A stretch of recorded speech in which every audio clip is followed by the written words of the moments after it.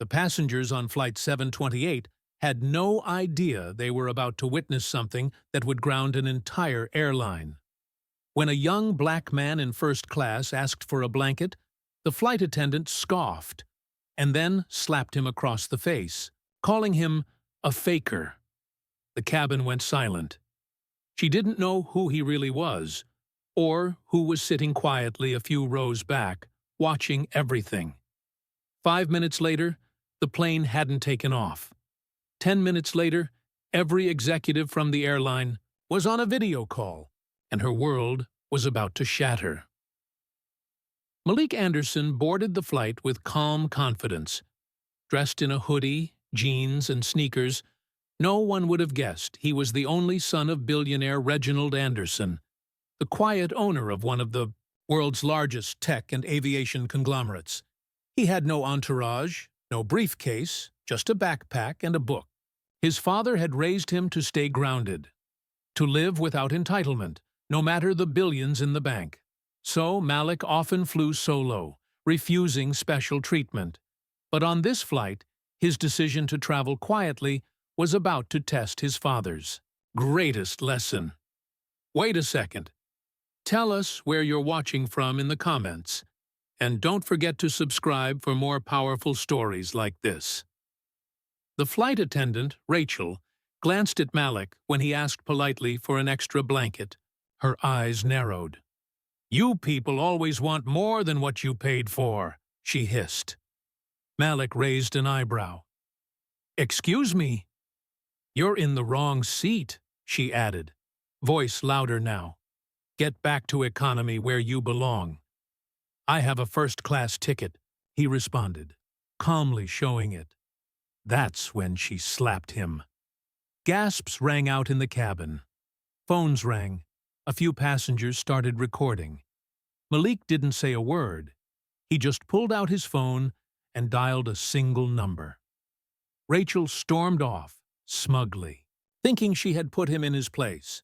She didn't realize that just behind her, hidden by sunglasses and a baseball cap, was Reginald Anderson himself, silently watching every move. Reginald had boarded without announcement, flying back from a surprise inspection of one of his company's aviation subsidiaries. He had hoped to spend the flight in peace. Instead, he'd just watched his son be humiliated and assaulted. Not as a CEO, but as a father. Meanwhile, Malik's call had gone straight to the company's legal head. "Pause the flight," he said, "and get the board on a call." Within minutes, the pilot received a direct message through the airline's secure channel. "Do not take off. Await further instructions. Ground the aircraft if necessary." The crew was confused. Rachel started getting nervous, and the passengers were restless. Then came the real blow. Corporate security instructed the airport tower to return the plane to the gate. 15 minutes later, an emergency video conference began in the jetway lounge. The airline's board members, president, and COO were all on screen, and then Reginald Anderson appeared, with Malik beside him. Gasps filled the air on the video call. Rachel was summoned into the lounge. She looked around, confused, until her eyes met Reginald's. He stood. "You slapped my son," he said coldly. "You embarrassed him in front of dozens of people, not because of any rules broken, but because of your racism." Rachel stammered, eyes darting toward the flight staff for backup. No one moved. Reginald turned to the board. "Effective immediately. I'm grounding this aircraft. Rachel is fired, and your in-flight discrimination policies are about to be rewritten." The COO spoke, up, panicked. "Sir, grounding the flight could cost us." Reginald held up his hand. "This company is worth $47 billion. What's a few million when dignity is on the line?"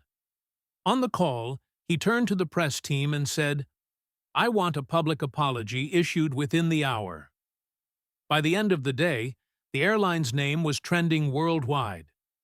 Not because of scandal, but because of how swiftly and powerfully it handled injustice.